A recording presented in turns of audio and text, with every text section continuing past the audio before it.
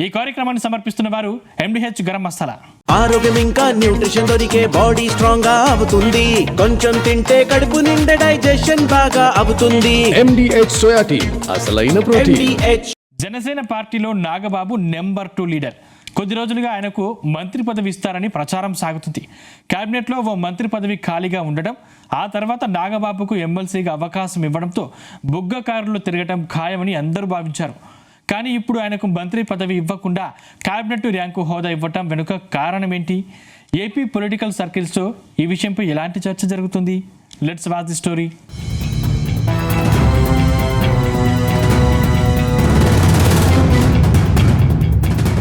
MLC mega brother Nagababu Janasena పార్టీలో అత్యంత కీలక లీడర్.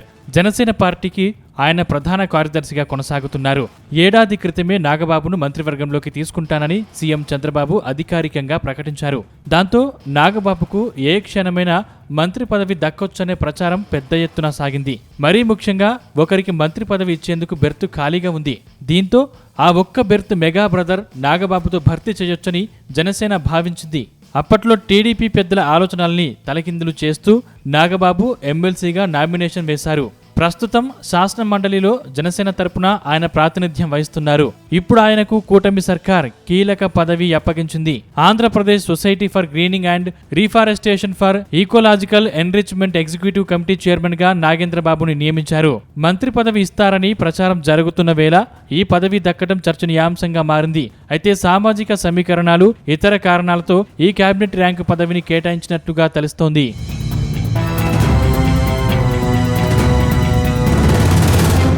ప్రస్తుతం జనసేన పార్టీలో మెగా బ్రదర్ నాగబాబు కీలకంగా ఉన్నారు. ఆయనకు గత పార్లమెంట్ ఎన్నికల సమయంలోనే అనకాపల్లి ఎంపీ సీట్ ఇస్తారని ప్రచారం జరిగింది. కానీ అనకాపల్లి సీటును సీఎం రమేష్ కు కేటాయించడంతో నాగబాబు సైలెంట్ అయ్యారు.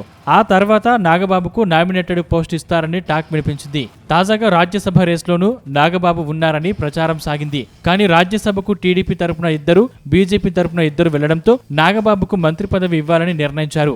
ఆ తర్వాత మంత్రి పదవి ఇస్తారని ప్రచారం సాగినా ఇప్పటి వరకు సాధ్యపడలేదు. అయితే ఇప్పుడు నాగబాబుకు కేబినెట్ ర్యాంకు ప్రకటించడంతో ఆయనకు భవిష్యత్తులో మంత్రి పదవి లేదని తేలిపోయింది. వాస్తవానికి నాగబాబును మంత్రి చేయడానికి ఎలాంటి ఇబ్బందులు లేవు. కానీ ఆయన్ను ఏపీ పర్యావరణ, అటవీ శాఖకు సంబంధించి గ్రీన్ నిర్వాహక కమిటీ చైర్మన్ గా నియమిస్తూ ఉత్తర్వులు వెలువడ్డాయి. ఈ 2 శాఖలకు పవన్ కళ్యాణ్ మంత్రిత్వ బాధ్యతల్ని నిర్వర్తిస్తున్నారు.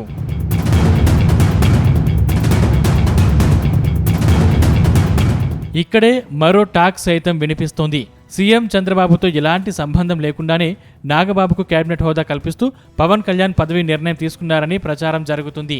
నాగబాబును కేబినెట్లోకి తీసుకోవడానికి చంద్రబాబు అయిష్టంగా ఉన్నారనే సమాచారంతోనే పవన్ కళ్యాణ్ స్వతంత్రంగా ఆలోచించి కీలక నిర్ణయం తీసుకున్నట్టు జనసేన నాయకులు చెప్తున్నారు. అటు నాగబాబుకు కేబినెట్ పదవి దక్కడం వెనుక అసలేం జరిగిందో వివరాలు వెల్లడి కావాల్సి ఉందని అంటున్నారు.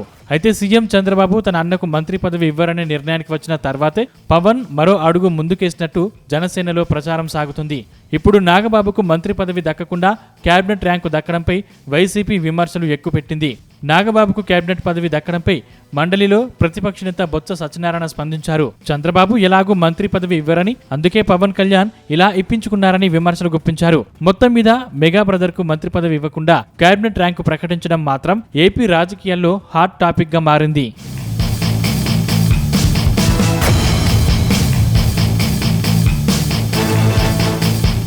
తెలంగాణ బీజేపీ లీడర్లకు పార్టీ పెద్దలు బిగ్ షాక్ ఇచ్చారు. నూతన జాతీయ కార్యవర్గంలో తెలంగాణ లీడర్లకు మొండి చెయ్యి చూపారు. కేంద్ర మంత్రి బండి సంజయ్, డీకే అరుణ, లక్ష్మణ్కు ఈసారి అవకాశం లేకుండా పోయింది. అయితే ఈసారి తెలంగాణ లీడర్లకు ఝలకిచ్చిన కేంద్ర పెద్దలు ఏపీ బీజేపీ నేతలకు మాత్రం బంపర్ ఆఫర్ ప్రకటించారు. అయితే తెలంగాణ నేతలకు కేంద్ర మంత్రులుగా అవకాశం కల్పించడంలో భాగంగానే పార్టీ పదవుల నుంచి తప్పించారా, లేక పర్ఫార్మెన్స్ బాగా లేదని తప్పించారా? ఈ స్టోరీలో చూసేద్దామా?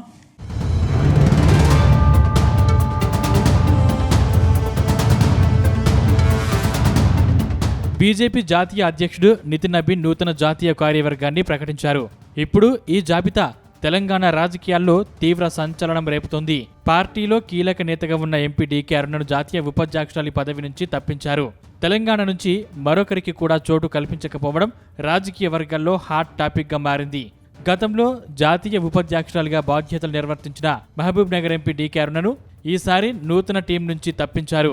తెలంగాణ పట్ల అధిష్టానం చూపుతున్న ప్రాధాన్యతపై ప్రశ్నలు తలెత్తేలా నూతన జాతీయ కార్యవర్గంలో రాష్ట్రానికి చెందిన ఏ ఒక్క నేతకు ప్రాతినిధ్యం దక్కలేదు. మరోవైపు డీకే అరుణ స్థానంలో ఏపీకి చెందిన సీనియర్ నేత దగ్గుబాటి పురంధేశ్వరికి జాతీయ ఉపాధ్యక్షురాలిగా అవకాశం కల్పించారు. అటు బండి సంజయ్, ఎంపీ లక్ష్మణ్ను కూడా పార్టీ పదవుల నుంచి తప్పించారు. బీజేపీ ఓబీసీ ప్రెసిడెంట్గా ఉన్న లక్ష్మణ్ను ఆ పదవి నుంచి తప్పించడం హాట్ టాపిక్గా మారింది. ఇక బీజేపీ జనరల్ సెక్రటరీ పదవిలో ఉన్న బండి సంజయ్ను కూడా ఆ పదవి నుంచి తప్పించడం చర్చనీయాంశంగా మారింది.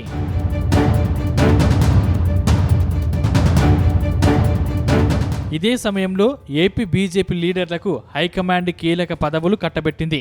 గతంలో జాతీయ ప్రధాన కార్యదర్శిగా, పార్టీ వ్యూహకర్తగా రాణించిన రామ్ మాధవ్, రాజమండ్రి ఎంపీ దగ్గుబాటి పురంధేశ్వరికి బీజేపీ జాతీయ ఉపాధ్యక్షులుగా అవకాశం ఇచ్చారు. జాతీయ స్థాయిలో విధానపరమైన నిర్ణయాల్లో, అంతర్రాష్ట్ర సమన్వయంలో కీలక పాత్ర పోషించే ఈ పదవులను ఇద్దరు తెలుగు నేతలకు అప్పగించడం ద్వారా పార్టీ కేంద్రంలో తెలుగు నాయకత్వ ప్రాధాన్యతను చాటింది.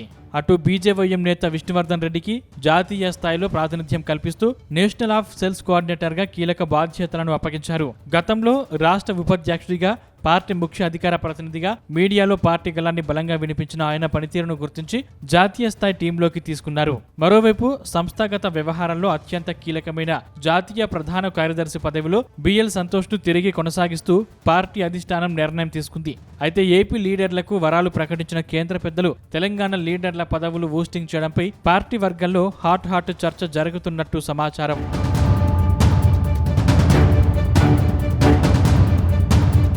అయితే తెలంగాణ బీజేపీ లీడర్లకు జాతీయ కార్యవర్గంలో చోటు లేకపోవడంపై ఓ ప్రచారం జోరుగా సాగుతుంది. తెలంగాణ బీజేపీ నేతల్లో అంతర్గత కొమ్ములాటలే పదవుల పంపకాల్లో మొండి చేయి చూపడానికి కారణమని అంచనా వేస్తున్నారు.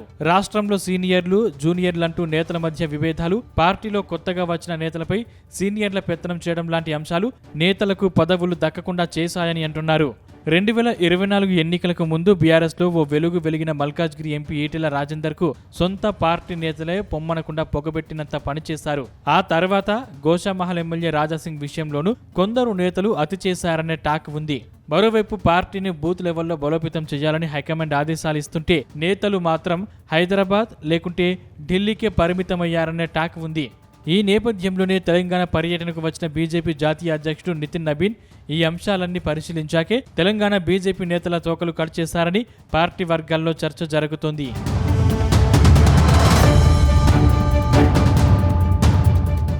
ఏదేమైనా 2029 అసెంబ్లీ ఎన్నికల టార్గెట్గా కేంద్ర బీజేపీ పావులు కదుపుతుంది. తెలంగాణలో అధికారం దక్కించుకుంటే దక్షిణాదిలో పార్టీకి మరింత బూస్టింగ్ వస్తుందని లెక్కలు వేసుకుంటున్నారు.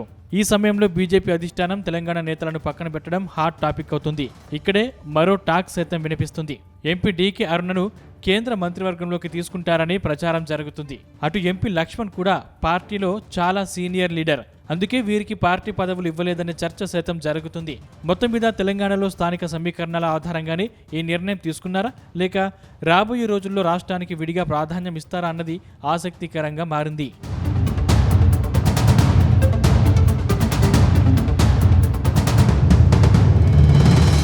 అన్నమయ్య జిల్లా మదనపల్లిలో రాజకీయాలు హీటెక్కాయి. త్వరలో జరిగే మున్సిపల్ ఎన్నికల్లో గెలుపు కోసం తెలుగుదేశం పార్టీ గేమ్ మొదలుపెట్టింది. అటు ఫ్యాన్ పార్టీకి బలమైన క్యాడర్ ఉండడంతో ఈసారి మున్సిపల్ పీఠంపై జెండా ఎగిరేలా ప్లాన్ చేస్తుంది. రానున్న ఎన్నికల్లో చైర్పర్సన్ స్థానం ఏ కేటగిరీకి వస్తుందనే దానిపై ఉత్కంఠ నెలకొందా?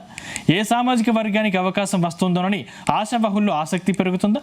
అయితే రిజర్వేషన్లు ఖరారైన తర్వాతే చాలామంది నాయకుల రాజకీయ లెక్కలు మారే అవకాశం ఉందని అంటున్నారా? ఇంతకీ మదనపల్లిలో అధికార, ప్రతిపక్ష పార్టీల వ్యూహాలు ఎలా ఉన్నాయి? ఈ స్టోరీలో చూసేద్దాం.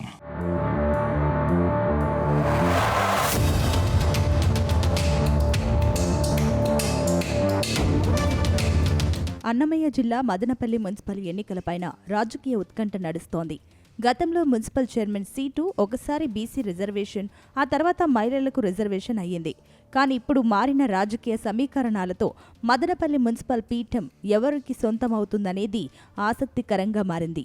2014లో జరిగిన మున్సిపల్ ఎన్నికల సమయంలో మదనపల్లి చైర్పర్సన్ స్థానం బీసీ జనరల్కు రిజర్వ్ అయ్యింది. అప్పట్లో కె శివప్రసాద్ మున్సిపల్ చైర్పర్సన్గా కొనసాగారు. ఆ తర్వాత రాజకీయ పరిణామాలు మారుతూ వచ్చాయి. 2021 మున్సిపల్ ఎన్నికల్లో చైర్పర్సన్ స్థానం జనరల్ మహిళకు రిజర్వ్ కావడంతో వి మనూజ చైర్పర్సన్గా ఎన్నికయ్యారు. మరోవైపు మదనపల్లి జనాభా కూడా గణనీయంగా పెరిగింది. 2011 జనగణన ప్రకారం మదనపల్లి పట్టణం అవుట్ గ్రోత్ కలిపి 1,80,000 మంది జనాభా ఉంది. అయితే 2021 జనగణన జరగకపోవడంతో ప్రస్తుతం అధికారికంగా తాజా జనాభా లెక్కలు అందుబాటులో లేవు. దీంతో ఇప్పుడు మదనపల్లి పట్టణ జనాభా గతంతో పోలిస్తే మరింత పెరిగినట్లు అంచనా ఉన్నా అధికారిక సంఖ్య మాత్రం కొత్త జనగణన తర్వాతే తేలుతుందని అంటున్నారు.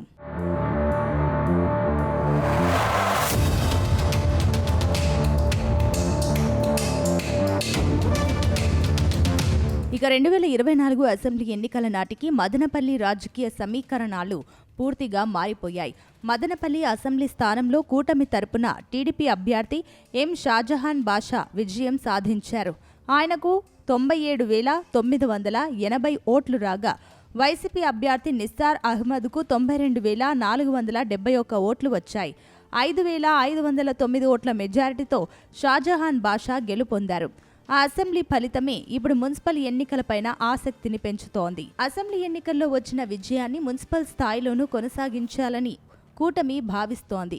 ఎమ్మెల్యే షాజహాన్ బాషాతో పాటు మాజీ ఎమ్మెల్యే దొమ్మలపాటి రమేష్, తెలుగు యువత రాష్ట్ర అధ్యక్షుడు శ్రీరామ్ చినబాబు, జనసేన నాయకుడు రామ్దాస్ చౌదరి వంటి నేతలు కూటమి తరపున కీలకంగా వ్యవహరిస్తున్నారు. ఇక 2021లో మున్సిపల్ పీఠాన్ని వైసీపీ దక్కించుకుంది. మొత్తం 35 వార్డులలో ఉన్న మున్సిపాలిటీలో అప్పట్లో 16 వార్డులు ఏకగ్రీవమయ్యాయి. దాంతో ఈసారి ఎన్నికలను కూడా వైసీపీ నేతలు ప్రతిష్టాత్మకంగా తీసుకుంటున్నారు. అసెంబ్లీ ఎన్నికల్లో ఓటమి ఎదురైన మున్సిపల్ స్థాయిలో మాత్రం తమకు ఉన్న కేడర్, స్థానిక నాయకత్వం గతంలో సాధించిన మున్సిపల్ విజయాన్ని ఆధారంగా చేసుకుని తిరిగి పుంజుకోవాలని చూస్తోంది. వైసీపీ సమన్వయకర్త నిస్సార్ అహ్మద్ పార్టీ శ్రేణులను సమన్వయం చేస్తూ ఎన్నికలకు సిద్ధమవుతున్నారు.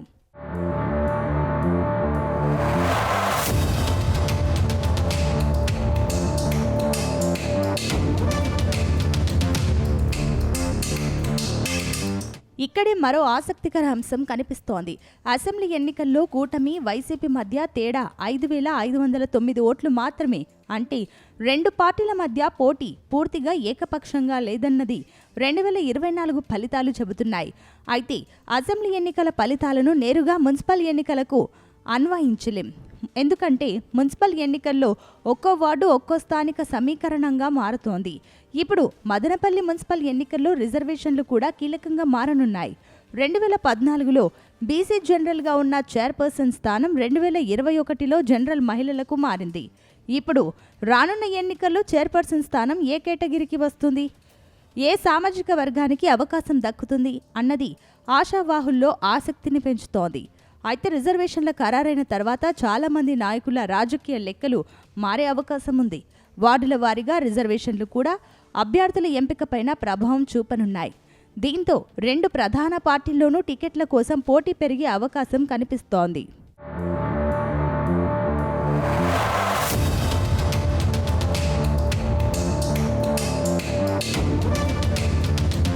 ప్రస్తుతం మదనపల్లి జనాభా, పట్టణ విస్తరణ, పెరుగుతున్న మౌలిక వసతుల అవసరాలు కూడా ఈ ఎన్నికల్లో కీలక అంశాలుగా మారనున్నాయి. తాగునీరు, రోడ్లు, డ్రైనేజీ, పారిశుద్ధ్యం, వీధి దీపాలు, ట్రాఫిక్ సమస్యలు, పట్టణ అభివృద్ధి వంటి అంశాలపైన ప్రజలు తమ అభిప్రాయాన్ని ఓటు రూపంలో వ్యక్తం చేసే అవకాశం ఉంది. 2011 జనగణన ప్రకారం మదనపల్లి పట్టణం అవుట్గ్రోత్ కలిపి 1.80 లక్షలకు పైగా జనాభా ఉంది. ప్రస్తుతం అధికారిక తాజా జనాభా లెక్కలు లేకపోయినా పట్టణ విస్తరణలో ఓటర్ల సంఖ్య, వార్డుల రాజకీయ సమీకరణాలు కూడా మారే అవకాశం ఉందని అంటున్నారు. ఇక అభ్యర్థుల వ్యక్తిగత ఇమేజ్ ఈసారి మరో కీలక అంశంగా మారనుందనే చర్చ సైతం లేకపోలేదు. అన్ని పార్టీలకు పార్టీ గుర్తు ఎంత ముఖ్యమో వార్డు స్థాయిలో ప్రజలకు అందుబాటులో ఉండే నాయకుడు కూడా అంతే ముఖ్యం. స్థానిక సమస్యలపై స్పందించడం, వ్యక్తిగత పరిచయాలు, సామాజిక సమీకరణాలు, కుటుంబ ప్రభావం వంటి అంశాలు ఒక్కో వార్డులో ఫలితాలను మార్చే అవకాశం ఉందని అంటున్నారు. అదే సమయంలో టికెట్ దక్కని ఆశావాహులు రెబల్స్గా బరిలోకి దిగితే ప్రధాన పార్టీల ఓట్లు చీలే అవకాశము ఉంది. అందుకే అభ్యర్థుల ఎంపిక, నాయకుల మధ్య సమన్వయం రెండు పార్టీలకు కీలక పరీక్షగా మారనుంది.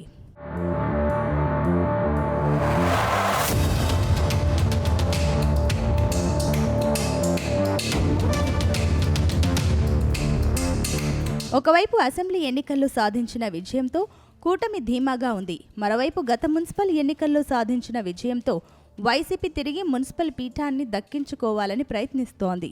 అయితే 2024 అసెంబ్లీ ఎన్నికల ఫలితాలను పరిశీలిస్తే మదనపల్లిలో రెండు పార్టీల మధ్య పోటీ గట్టిగానే ఉందని స్పష్టమవుతోంది. షాజహాన్ బాషా గెలిచిన వైసీపీ అభ్యర్థి నిస్సార్ అహ్మద్కు కూడా భారీగా ఓట్లు వచ్చాయి. దీంతో మున్సిపల్ ఎన్నికల్లో వార్డు స్థాయి పోటీ ఎలా ఉండబోతుందన్నది ఆసక్తికరంగా మారింది. మొత్తంగా చూస్తే 2014లో బీసీ రిజర్వేషన్తో ప్రారంభమైన మున్సిపల్ రాజకీయాలు 2021లో జనరల్ మహిళా రిజర్వేషన్కు మారాయి. ఒక దశలో వైఎస్ఆర్సీపీ మున్సిపల్ పీఠాన్ని దక్కించుకోగా ఆ తర్వాత అసెంబ్లీ ఎన్నికల్లో కూటమి పైచేయి సాధించింది. ఇప్పుడు మళ్లీ మున్సిపల్ ఎన్నికల సమయం. రిజర్వేషన్లు ఎవరికి అనుకూలిస్తాయి, టికెట్లు ఎవరికి దక్కుతాయి, రెబల్స్ ఎవరికి నష్టం చేస్తారు, వారు ఏ స్థాయిలో, ఎవరి వ్యక్తిగత బలం ఎంత, ప్రజల స్థానిక సమస్యలు ఏ పార్టీకి కలిసొస్తాయి, ఇవన్నీ ఫలితాలను ప్రభావితం చేస్తాయనే టాక్ వినిపిస్తోంది.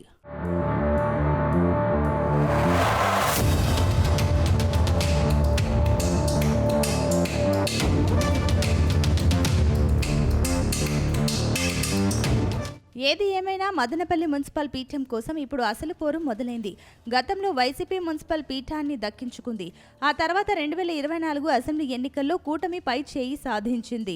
ఇప్పుడు మున్సిపల్ ఎన్నికల్లో ఎవరు తమ బలాన్ని నిరూపించుకుంటారన్నది అసలు ప్రశ్న. అయితే రిజర్వేషన్లు, అభ్యర్థుల ఎంపిక, వార్డు స్థాయి సమీకరణాలు, రెబల్స్ ప్రభావం, స్థానిక సమస్యలు ఇవన్నీ మదనపల్లి ఎన్నికల ఫలితాలను నిర్ణయించనున్నాయని అంటున్నారు. మరోవైపు అసెంబ్లీ విజయాన్ని కూటమి మున్సిపల్ స్థాయిలోనూ కొనసాగిస్తోందా, లేక గత మున్సిపల్ విజయాన్ని వైఎస్ఆర్సీపీ తిరిగి సాధిస్తుందా? మదనపల్లి మున్సిపల్ పీఠం ఎవరిదన్నది ఎన్నికల ఫలితాల రోజే తేలనుంది. అప్పటి వరకు మదనపల్లి రాజకీయాలు మరింత వేడెక్కడం ఖాయంగా కనిపిస్తోంది.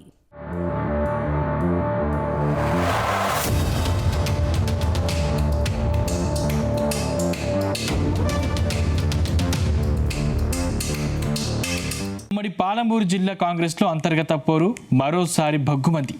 అసెంబ్లీ ఎన్నికల నాటి నుంచి కొనసాగుతున్న వర్గ విభేదాలు తాజాగా నేతల బహిరంగ వ్యాఖ్యలతో మరోసారి తెరపైకి వచ్చాయి. గతంలో అసంతృప్తులను చల్లార్చేందుకు అధిష్టానం నామినేటెడ్ పదవులు కట్టబెట్టిన నేతల మధ్య దూరం మాత్రం తగ్గలేదన్న చర్చ జరుగుతుంది. వనపర్తి నుంచి జడ్చర్ల, గద్వాల్ వరకు కాంగ్రెస్లో వర్గపోరు పార్టీకి తలనొప్పిగా మారుతుందా? సీఎం రేవంత్ రెడ్డి సొంత జిల్లాలోనే నేతలు ఇలా వర్గపోరుతో రచ్చకెక్కడం హాట్ టాపిక్ అవుతుందా?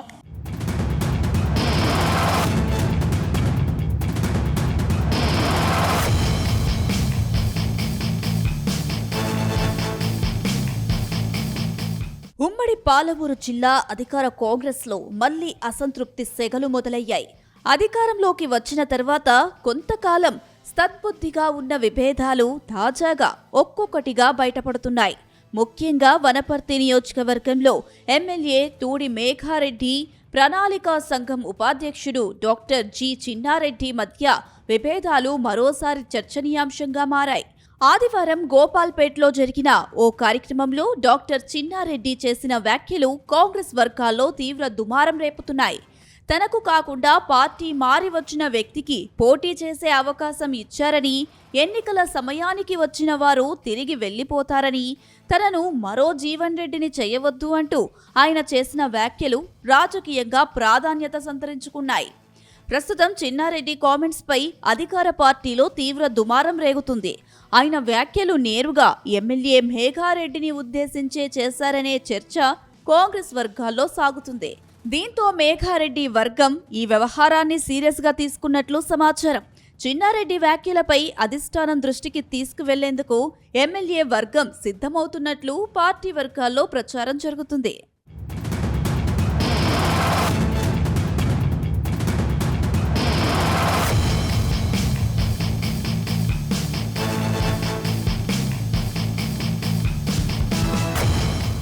ఇటీవలే జగిత్యాలలో కాంగ్రెస్ నేత జీవన్ రెడ్డి తిరగబడ్డారు.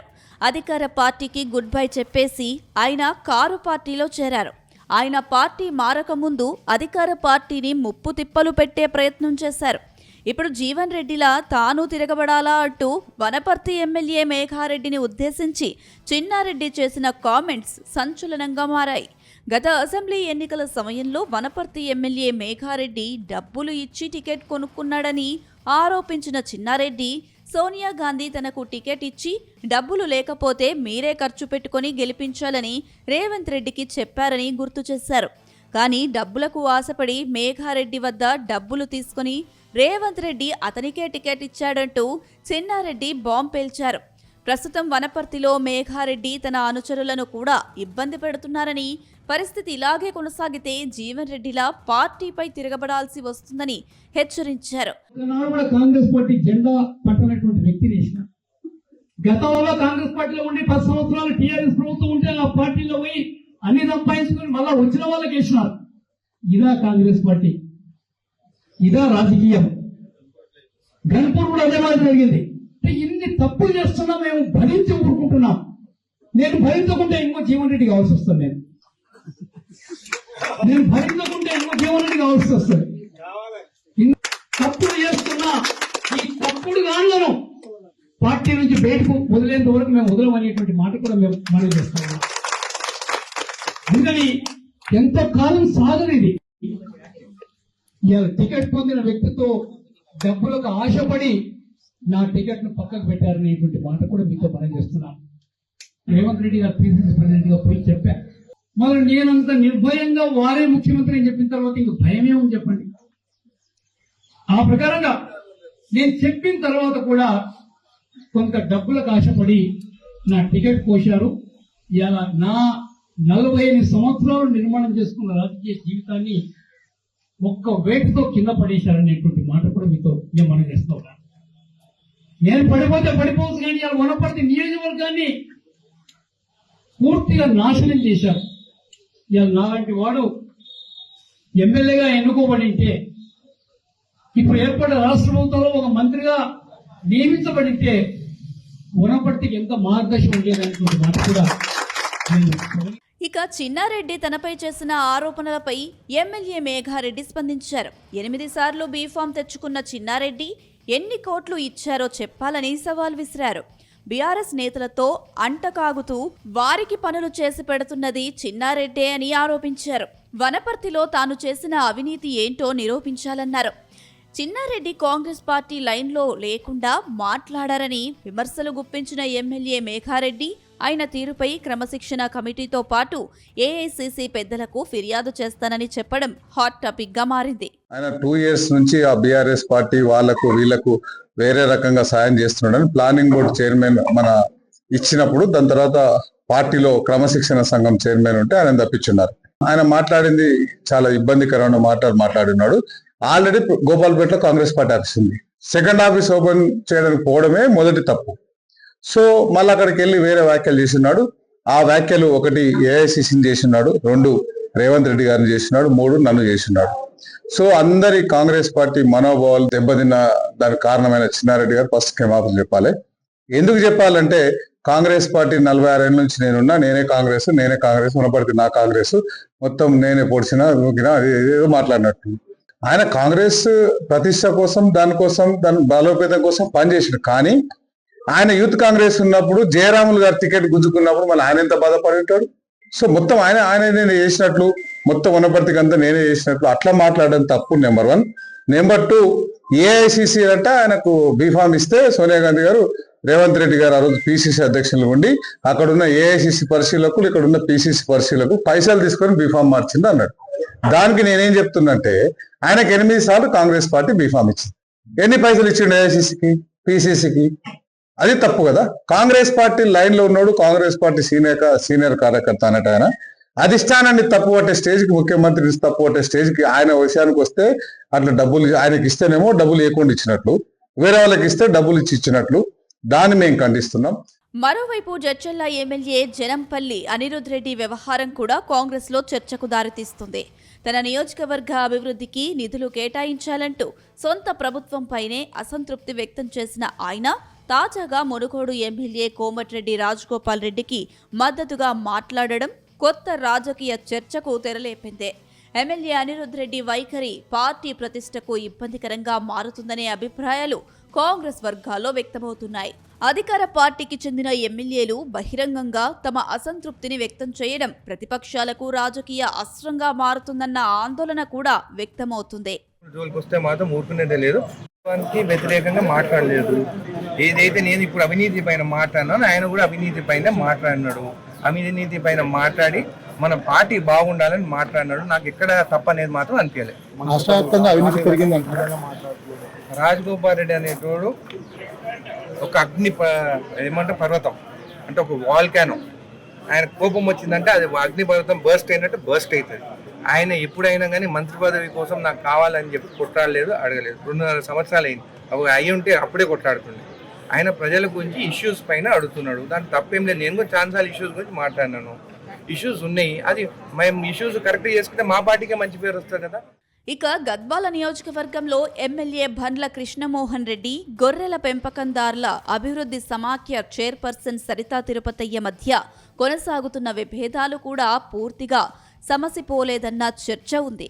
ప్రస్తుతం పరిస్థితి సద్దుమణిగినట్లు కనిపిస్తున్నా అంతర్గతంగా మాత్రం విభేదాలు కొనసాగుతున్నాయనే ప్రచారం జరుగుతుంది. ఇలా వనపర్తిలో మాటల యుద్ధం, జడ్చెళ్లలో ప్రభుత్వంపై అసంతృప్తి, గద్వాలలో వర్గ విభేదాలు, ఇలా ఉమ్మడి పాలమూరు జిల్లాలో కాంగ్రెస్లో ఒక్కొక్కటిగా సమస్యలు బయటపెడుతున్నాయి. అధికారంలో ఉండి పాలనపై దృష్టి పెట్టాల్సిన సమయంలో సొంత పార్టీ నేతల మధ్య బహిరంగ విమర్శలు చోటు చేసుకోవడం కార్యకర్తల్లో ఆందోళన కలిగిస్తోంది.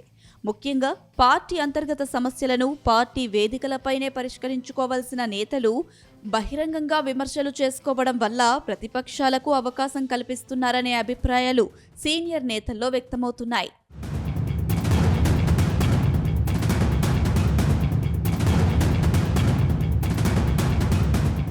మొత్తం మీద ఉమ్మడి పాలమూరు కాంగ్రెస్లో రగులుతున్న ఈ అంతర్గత విభేదాలకు అధిష్టానం ఎలాంటి పరిష్కారం చూపుతుంది? నేతల మధ్య సయోధ్య కుదిర్చి పార్టీని ఒక్కతాటిపై తీసుకువస్తుందా, లేక ఈ వర్గపోరు మరింత ముదిరి వచ్చే రోజుల్లో బహిరంగ చర్చకు దారితీస్తుందా అనేది ఇప్పుడు ఆసక్తికరంగా మారింది.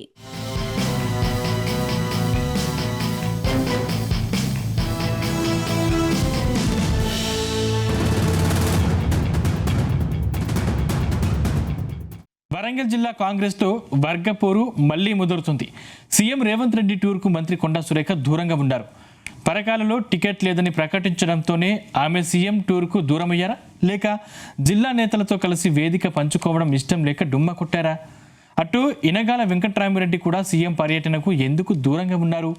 ఇప్పుడు ఈ వ్యవహారం వరంగల్ జిల్లాలోనే కాకుండా రాష్ట్ర వ్యాప్తంగా సంచలనంగా మారుతున్నాయా? Let's watch the story.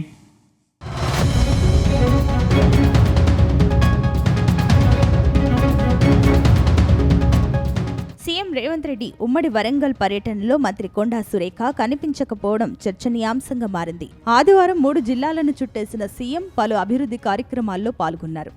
CM పర్యటనలో ఏ ఒక్క వేదికపైన మంత్రి సురేఖ కనిపించలేదు. అంతేకాదు, దేవాదాయ శాఖ మంత్రి అయినా కొండా సురేఖ లేకుండానే మేడారం అభివృద్ధి పనులను సీఎం రేవంత్ రెడ్డి పరిశీలించారు.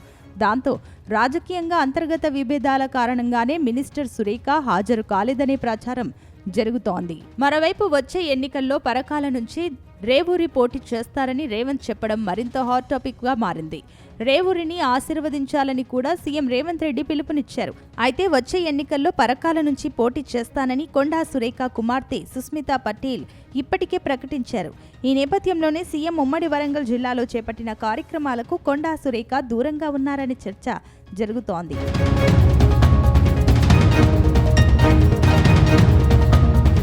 ఇక 2023 ఎన్నికలకు ముందు మంత్రి కొండా సురేఖ పరకాల నుంచి ప్రాతినిధ్యం వహించారు. మంత్రి సొంతూరు గీసుకొండ మండలం కూడా ఇదే నియోజకవర్గంలో ఉంది. దీంతో పరకాల నుంచి తన కుమార్తెను పోటీ చేయించాలని కొండా దంపతులు ప్రయత్నాలు చేస్తున్నారు. వచ్చే అసెంబ్లీ ఎన్నికల్లో తమ కుమార్తె కొండా సుష్మిత పరకాల అసెంబ్లీ స్థానం నుంచి పోటీ చేస్తుందని పలుమార్లు ప్రకటించారు. ఈ నేపథ్యంలో ప్రస్తుతం పరకాలకు ప్రాతినిధ్యం వహిస్తున్న ఎమ్మెల్యే రేవూరి ప్రకాష్ రెడ్డితో కొండా దంపతులకు రాజకీయ విభేదాలు కూడా నెలకొన్నాయి. గత అసెంబ్లీ ఎన్నికల్లో పరకాల టికెట్ ఆశించిన ఇనుగాల వెంకట్రామిరెడ్డికి అధిష్టానం అవకాశం ఇవ్వలేదు. బీజేపీ నుంచి వచ్చిన రేవూరి ప్రకాష్ రెడ్డికి టికెట్ ఇచ్చింది. అయితే ఎనుగాలకు కూడా చైర్మన్ పదవితో పాటుగా హనుమకొండ జిల్లా కాంగ్రెస్ అధ్యక్ష పదవి అప్పగించింది. ఇక చైర్మన్ పదవి కాలం పూర్తి కావడంతో రెన్యువల్ కోసం ఆయన ప్రయత్నాలు చేస్తున్నారు. అదే సమయంలో పరకాల రేసులో నిలుస్తున్నారు. ఇందుకోసం నియోజకవర్గంలో వర్గాన్ని కూడా ఏర్పాటు చేసుకున్నారు. ఈ క్రమంలో ప్రకాష్ రెడ్డిని గెలిపించాలని సీఎం రేవంత్ రెడ్డి కోరడం జిల్లాలో చర్చనీయాంశంగా మారింది.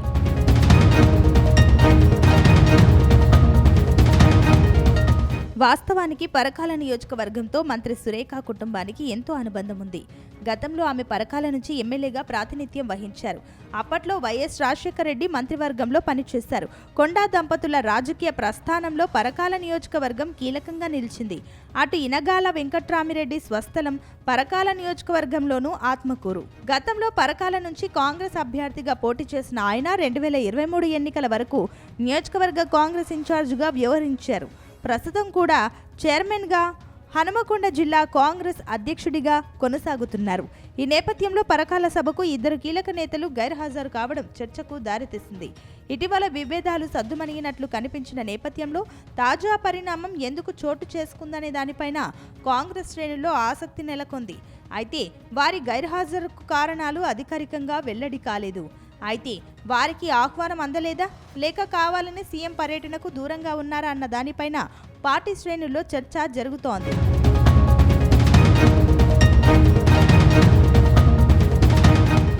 మరోవైపు స్టేషన్ ఘన్పూర్ ఎమ్మెల్యే కడియం శ్రీహరితోనూ మంత్రి కుటుంబానికి విభేదాలున్నాయి. గతంలో కడియం శ్రీహరిని ఉద్దేశించి కొండా ఫ్యామిలీ సంచలన కమెంట్స్ చేసింది. అటు ఇతర నేతలపైన కొండా మురళి నోరు పారేసుకున్నారు. ఆమె తీరుపై జిల్లా నేతలు హైకమాండ్కు సైతం ఫిర్యాదు చేశారు. ఆ తర్వాత నేతల మధ్య సఖ్యత వచ్చిందని ప్రచారం సైతం జరిగింది. ఈ క్రమంలోనే మంత్రి సురేఖ ఎమ్మెల్యే నాయని రాజేందర్ రెడ్డి ఇంట్లో డిన్నర్ మీటింగ్కు సైతం హాజరయ్యారు. కానీ ఆ సీన్ కేవలం అప్పటి వరకే పరిమితం అయ్యిందన్న చర్చ జరుగుతోంది. ఇప్పుడు సీఎం రేవంత్ రెడ్డి మీటింగ్కు మంత్రి సురేఖ గైర్హాజరు కావడానికి వరంగల్ ఎంపీ కడియం కావ్య, ఎమ్మెల్యేలు కడియం శ్రీహరి, రేవూరి ప్రకాష్ రెడ్డినే కారణమన్న చర్చ జరుగుతోంది. మొత్తం మీద సీఎం రేవంత్ రెడ్డి టూర్కు డుమ్మా కొట్టిన మంత్రి సురేఖ వరంగల్ జిల్లా రాజకీయాల్లో మరోసారి హాట్ టాపిక్గా మారిపోయారు.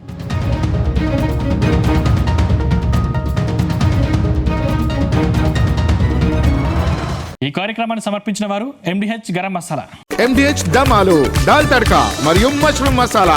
MDH తో భోజనం ఎల్లప్పుడూ రుచికరం. MDH సదా మీకు కొత్త రుచినివ్వడానికి తయారుగా ఉంటుంది.